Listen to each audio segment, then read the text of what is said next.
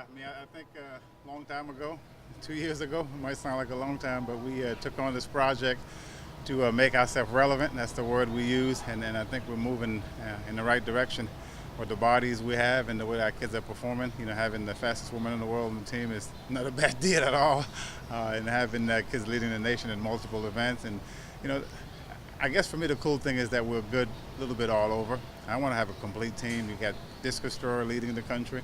You got javelin thrower second in the country. You got the fastest woman in the world. You got a couple of hurdlers leading the country. All that stuff is what's important. We just didn't want to do just cross country or just sprints or just throws. We just want to do all of it. And I think in the end, in the long end, that's what's going to be good for us is that our team is a complete team, not just a handful of good people here and there.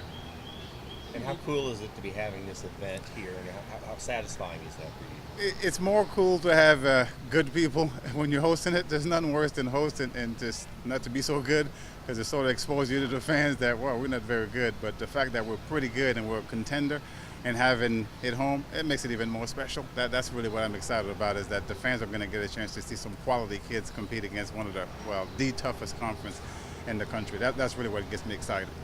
Can you maybe put into perspective the quality of this meet for someone who doesn't necessarily follow Oh, track God. and field? I mean, there's, if you look at the number of teams that are in the SEC ranked in the top 25 in the country, I mean, that says it all. For example, in the disc, you got two guys, 1-2, and they're both in the SECs. You go in the javelin, you got two, 1-2, and they're both in the SEC. Then you go in the 100, you got probably out of the top 8 girls, you got 5 or 6 of them that are in the SEC. You look at the top 3 relay teams, and well, that's again, you got that in the SEC. So it's a tough conference to be good, but that's sort of the signature. If you can be good here, you're truly good. You can go in another conference and be winner, and that won't be good enough to be top 8 here at the SEC. And that's what I wanted. I wanted to challenge myself and know that am I good enough to compete at this level.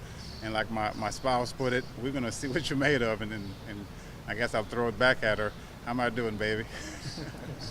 You alluded to a couple of years ago, 2 years ago, in your wildest dreams, is this kind of what you visualize, or is this even better, or is this, how would you describe Not- this journey? Not even close. This is the we planted the seed and it just broke ground a little bit. And I know we're excited about that, but in my wildest dream, I want to run out of trophy space. That's what I want to do. That's kind of what I want to do. I don't want to just get the team going and be like, well, that was good enough. I'm not interested in that. You know, you got to remember that John McDonald was my head coach, and 42 in a row. You know, I know I won't live long enough to win 42 in a row, but that's what I want to do. I want to know that I want people to know that we created something that a lot of young people sacrifice a whole lot to do, and a lot of assistant coaches sacrifice a whole lot to do. And I got a great staff. They make a lot of sacrifices to make this thing successful, and that's what I want. I want to walk out and letting people know that this university has a great track team that is noted by all the other SEC schools to be a contender, that every time we line up, that every time we compete, that people know that this university matters. That's what I really want. And that's the legacy that I want to leave. It's not just, hey, we've gotten pretty good, we've gotten better. I want to truly be good. You know, like Pat Henry's done at Texas A&M, taking them from 0 to where they are now. And they're a contender every time they go. And Mark Holloway at Florida. Those are program that every time they compete, they have a shot to win an SEC title. I'm not saying we're going to win a whole lot of them, but man, I want to have a chance to win every time we compete, and I want our kids to get excited. And they're excited with the chance that if we put it together, we can do really well here, and that's exciting. There's nothing worse than walking in the room and the kids know we're just going to get our butts handed to us, and it's going to be over. You know, now it's different. You know, they're fired up. They're counting points. You know, hey, if you do this and I do that, we can do pretty well, and that's what I want. That's the feeling of walking in the locker room with kids being excited for a win. Coach, elaborate a little bit on those 3 or 4 names that you referred to a minute ago that people can look at for your team. Well, obviously, Des Bryant has been exceptional all year round, and you know, likewise Kenny, Leah Nugent. You got Andrew Evans. You got Ray Dykstra, you got Matt Hillenbrand, you got Allie Beer. I mean, I can go on all day. And then we got Callie McCumber back now, finally. I mean, she's had a little rough stint with some dings and dangs, but she's healthy. And you got to be a special athlete to volunteer to run a 10K because you think you can score more points for the team. That's 25 laps. I don't even know if I'm that courageous to volunteer for that, but 25 laps. And by the way, you got to come back 2 days later and do 12 and a half laps. That's a lot of running.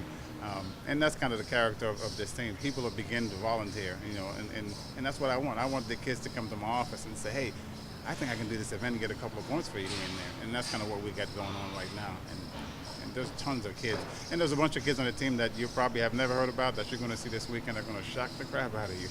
They're so excited, and that's the good thing about the home field advantage is that people jump out of their skins because mom and dad are in the stands, or boyfriend and girlfriend are in the stands, and all of a sudden has a special meaning to it. Can you elaborate a little bit more on the home field advantage? A lot of people might not realize track and field has a home field advantage as well. Absolutely. It's like the track like the back of your hand, and that's good.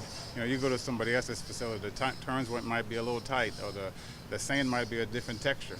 But when you line up here, every day you train here, so the nervousness kind of goes out the way. It's just like walking into your house, you take your shoes off, you feel comfortable. And that's the same thing that home field advantage does. You feel comfortable. It's not a hostile environment. And plus, everybody in the stands, you know them. They're your friends, they're your family, they're your roommate. There are people that have actually watched you grow up and compete since you were in high school. And I think that's what's important. That's what home field advantage is. It sort of calm your nerves down to make you feel like, oh, I'm home. And that's kind of what we want the kids to do, to be able to experience that feeling in a contender fashion.